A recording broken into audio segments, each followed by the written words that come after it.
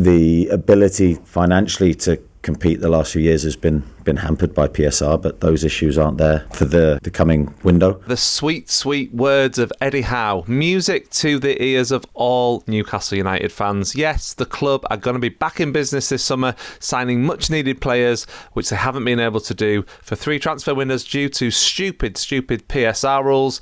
Rules that were, remember, brought in hastily by the so-called Big Six clubs to curb Newcastle United spending after the takeover, and it sort of has been successful.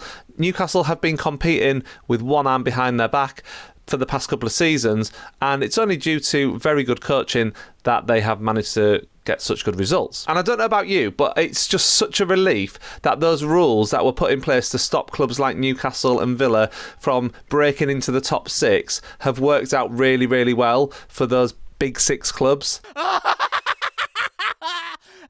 It is really crazy to think that Newcastle went so long without signing a first-team player that they actually ended up ending their trophy drought first, which probably wasn't the plan. Anyway, the good thing is that it looks like Newcastle United supporters can not only be grateful for winning a trophy this season and looking forward to a European adventure next season, they're going to be able to do so by cheering on a load of new players running around in black and white at the start of the season in August. But which positions will need some reinforcements? That is the question. Firstly, there's going to be some players who actually leave, of course, which will provide some clues as to which positions then need to be filled. Callum Wilson appears to be leaving the club this summer as his contract comes to an end. A player who's given a lot to Newcastle, joined us when things were bleak, and we're all very grateful for that. But now, sadly, he looks about a yard off the pace, maybe 2 if he's tracking back. And while we'll always be grateful for the goals, it may be that for Callum Wilson, the podcasts might be coming a little more frequently than matchday appearances. Sean Longstaff might be off too, scored against PSG, of course, knocked out Southampton with a memorable brace in the Carabao Cup semi-final a couple of years ago,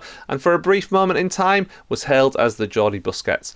Simpler times. There's also a chance the club may let Kieran Trippier leave as well, though I actually hope we get another year from him. So that means Newcastle need to find a striker and a fullback just to replace 2 of those players. Longstaff's replacement is already at the club. That is the youngster Lewis Miley. But that's 2 or 3 signings before you even start, and that's just to maintain numbers. Of course, you can hopefully get people who are fitter or better than the ones who are leaving, but to improve the quality, but still we need more numbers, and that's going to be key. So on top of those 2 or 3 players, we also probably need another 2 or 3 players just to deepen the squad a little bit more as well. It's well documented that there's a big need for another centre-back, probably a right winger too, and another forward player, and possibly even a goalkeeper as well. So there's a lot of work to do at the club this summer. How far will the transfer budget go? No one really knows. We don't really know how much the money the club have to play with, but from what Howe was saying, it seems likely that there's going to be a significant investment in the summer, and it's certainly a very different tune to what we heard from him last summer. So buckle up, because it's already shaping up to be a fascinating summer for all Newcastle fans, an exciting summer,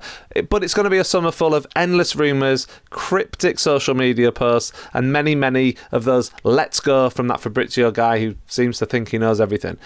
So I hope you're ready for that. The transfer window obsession is about to crank up big time.